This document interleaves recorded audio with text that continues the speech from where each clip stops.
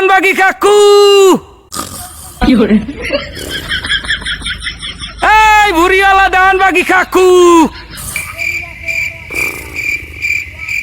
চাইয়ে দেখো হালার ফালায় ঘুমাই খাম, এদিকে মাজার মজার ভাঙ্গে সব ভাঙ্গ ভাঙ্গ বানিয়ে এলাইতেছে।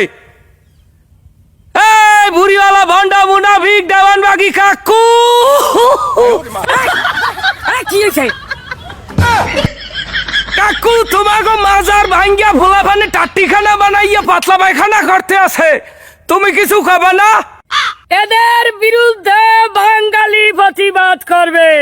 হ্যাঁ বাঙালি তো বোধাই বাঙালি তো বোধাই পারছো। বাঙালি তুমি মরছো এইকালি আলহামদুলিল্লাহ পড়ছে, আর তোমার মাজার বাংলে হেরা তোমার বিরুদ্ধে প্রতিবাদ করবে না, ব্যাপারটা কাল হাস্যকর। তাইলে আমার ভক্তরা প্রতিহত করবে। তোমার কথা শুনিয়া আমার পদদেশ দিয়ে হাসি বের হইতে আছে।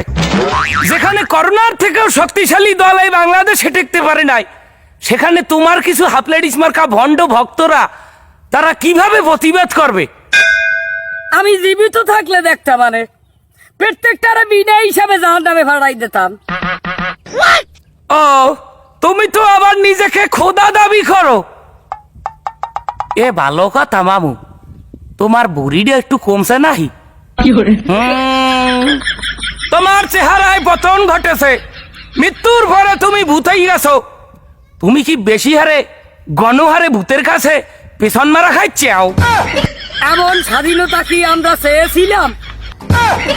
মুরব্বি মুরব্বি, তুমি আফসোস লীগের মতো ডায়লগ দিলে তো হইবে না মামু। তুমি তো আফসোস লীগের মতো আফসোস করতে আসো। কি লেগে লাগে এরম? কে মাজার গুলায় কি হারে তগদারে ভাত মাছ চাই, আর দিন রাত পরিশ্রম করে আল্লাহর ইবাদত করে। গাজা ডাইলে ইবাদত, গান গাইয়া ইবাদত, অশ্লীল গান বাজাইয়া নারী পুরুষ একলাগে নাচিয়া কঠিন ইবাদত, গঞ্জিকা সেবন করিয়া ধ্যান করা কঠিন ইবাদত। তা তুমি তো নিজেকে খোদা এবং নবী দাবি করতা, হালার ভালার বাল সাল। তা তুমি এখন কিছু করতে পারো না? যেখানে করোনার থেকেও শক্তিশালী দল থাকতে পারে নাই, সেখানে আবার মতো দেওয়ানবাগি থাকা বিলাসিতা। তাও সত্য। এ মামু ভালো কথা, সবাই দি জাতীয় সঙ্গীত বদলাই চাই। তোমার কি পছন্দের কোনো জাতীয় সঙ্গীত আছে? আরে বেড়া, জাতীয় সঙ্গীত তো আমার নিজেরই একটা আছে, বুঝবি? শুনাম তো একটু।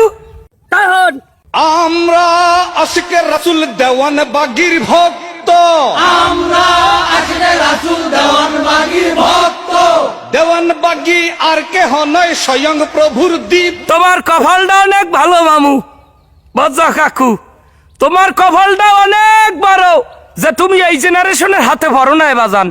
তুমি যদি ভুলক্রমে এই জেনারেশনের কাছে বাঁচিয়ে থাকতা, তাইলে আজকে তোমার ভাড়ে মিনিমাম 2 জোড়া ঘুরে গেলাম। দেখি কই তোমাকে সেবুদার কাছে বিয়ে দিয়ে দিতে। তুমি ভালো হয়, তুমি তো মরিয়েই গেছো, আবার ভালো হবা কি?